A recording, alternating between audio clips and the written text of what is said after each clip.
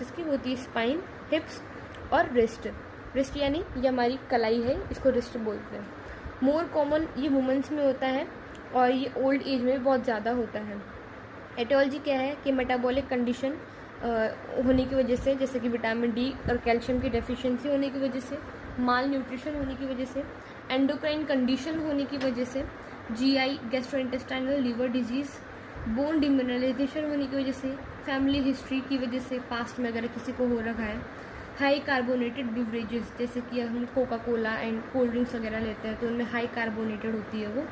Sedentary lifestyle यानी कि ऐसी लाइफस्टाइल जिसके अंदर कोई भी फिजिकल एक्टिविटी नहीं हो, उसको हम सीडेंट्री बोलते हैं। Lack of weight bearing exercise, ऐसी एक्सरसाइज जिसके अंदर आप वेट को बियर यानी वेट को नहीं उठा पा रहे हो, उसकी वजह से।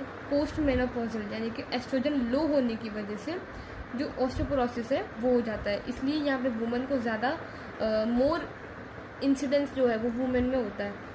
लो टेस्टोस्टेरोन की वजह से, लाइफस्टाइल की वजह से जिसमें अल्कोहल, स्मोक, कैफीन वगैरह का इंटेक होता है।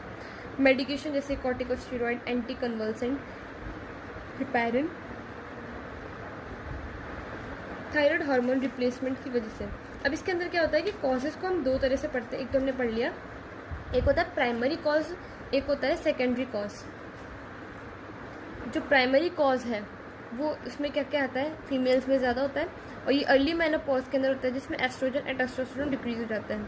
बाकी जो सेकेंडरी कॉज है जैसे कि कैल्सिटोनिन का डिक्रीज हो जाना, अब कैल्सिटोनिन क्या करता है,